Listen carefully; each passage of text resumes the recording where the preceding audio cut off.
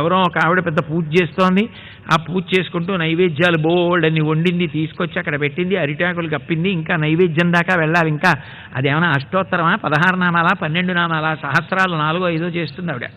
ఆ సహస్రాలన్నీ అయిపోయిన తర్వాత ఎప్పుడో నైవేద్యం పెడుతుంది. ఈ లోపల పాపం వాడు ఏదో 3 ఏళ్ళో 4 ఏళ్ళో పిల్లాడు ఉంటాడు ఇంట్లో, మనవాడు. వాడికి ఏం తెలుసు? వాడు వచ్చి నాన్నమ్మ ఒక్క బూరి పెట్టవా, ఓ బూరి పెట్టవా అని అక్కడ కూర్చుంటాడు. తప్పు, దేవుడికి పెట్టాలి, పెట్టకూడదు, పోతలకి అని కోడల్ని పిలిచి వీడి తీసుకుపోని. మాట్లాడకూడదు కదా, సౌజ్ఞలు ఏదో చప్పుడు చేసి గట్టి అంటుంటే వాడిని ఈట్ చేస్తూ ఉండడం, వాడు మళ్ళీ వస్తూ ఉండడం. పరమాత్మ చూశాడు, ఏమిటిది గోడ మీద బొమ్మలన్నీ అంటించేసి అవన్నీ వేలుపులే, అవే దేవతలు. నీ మనస్సు ఏమైనా ఒక్క క్షణం లగ్నమైందా చేస్తున్న పూజ మీద? ఇదంతా పూజ, ఇదంతా పెద్ద తంతు. ఇంట్లో చంటి పిల్లాడికి, వృద్ధుడు మామగారికి, వృద్ధురాలు అత్తగారికి ఎవరికీ పెట్టకుండా 3 సహస్రాల. ఎందుకు ఈ చాలస్తాం? ఆ వచ్చిన వాడికి ఓ చిన్న బూరి చేతిలో పెడితే భగవంతుడికి నేను తిన్నాం, వాడికి ఎట్టేశావు అంటాడా? అంత కక్షతో ఉంటాడా భగవంతుడు? ఆయన మహాకరుణామూర్తి అని శాస్త్రాలు చెప్తున్నాయా? 3 ఏళ్ల మనవడికి ఓ బూరిడితే ఆయన కోపగించేసుకున్నాడా? ఎవరు చెప్పారు ఈ మాటలు నీకు?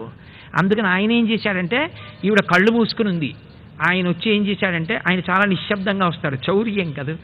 వచ్చి ఆయన చక్కగా వచ్చేటప్పుడు ఎప్పుడూ స్నేహితులతో వస్తాడు, హనుమ పరివారంతో వచ్చినట్టు వచ్చి చక్కగా అందరికీ పెట్టేశాడు, తను తినేశాడు. వెళ్ళిపోతూ మరి ఆవిడ ఆ నైవేద్యం వాళ్ళకేగా పెడుతుంది, గోడ మీద బొమ్మలకే పెడుతుంది. ఆ బొమ్మలు దేవుడన్న భావన ఉంటే కదా అసలు.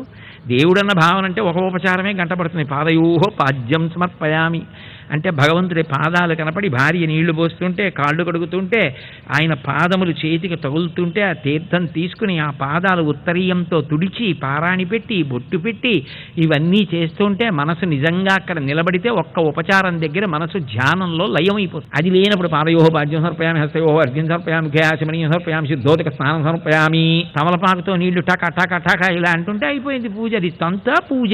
ఎవడకు కావాలి? పరమేశ్వరుడికి అది కావాలా? కాబట్టి ఆయన ఏం చేశాడు, వెళ్ళిపోతూ నీకు కావలసింది ఆ బొమ్మలకి పెట్టడమేగా. అందుకని ఆ ఎంగిలి, ఆ బూరి ముక్క ఏదో ఆఖరణ మిగిలిపోయిన పూర్ణం కొంచెం తీసి బట్టి మూతికి రాసి వెళ్ళిపోయాడు. అదిగో తిన్నాయి ఎంగిలి, చూడు అదిగో తింటేనేగా మూతులకు అంటుకున్నాయి, నీకు తృప్తే కదా. అసలు తినేసింది వీళ్ళు అంటే ఎక్కడ చూస్తావో పరమాత్మని? పసిపిల్లాడి నవ్వులో ఉంది. ధర్మశాస్త్రం చెప్తోంది, ఇంట్లో గర్భిణీ స్త్రీ ఉంటే ముందు వాళ్ళకి పెట్టాలి, వృద్ధులు ఉంటే వాళ్ళకి పెట్టాలి, రోగగ్రస్తులు ఉంటే వాళ్ళకి పెట్టాలి. ఎవరు నేర్పిన ఛాదస్తాలు ఇవన్నీ? చంటి పిల్లాడు వస్తే ఒక్క బూరి వాడికి పెడితే భగవంతుడు కోపగించి ముక్కును వేలేసుకుని చెయ్యి ధూర్తురాలని పుచ్చుకొని అంటాడా? ఏమిటి పూజ? ఏమిటి అర్థం లేని క్రౌర్యం? మనిషికి ఉండవలసిన సహజమైన ప్రేమ చచ్చిపోతే